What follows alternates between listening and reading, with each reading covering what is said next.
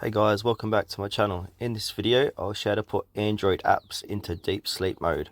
Please make sure to watch this video to the very end to avoid missing any vital information and making any mistakes along the way. In saying that, let's dive in.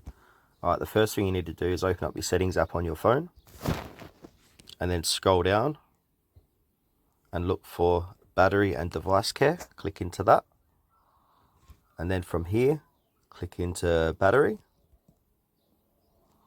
And then where it says background usage limits, click into that. And from here, you'll see deep sleeping apps. Tap on that. And these are all my currently deep sleeping apps, which have been automatically added. And to add an app here, simply hit the add button and then find that app that you'd want to put in deep sleep. So I'm going to put in Amazon Shopping, click on add.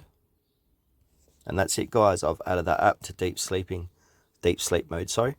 So yeah, that's the end of this video guys. Thanks for watching to the very end. Please consider to like this video and subscribe to our channel if you found it helpful. We really appreciate it and it helps us out a lot.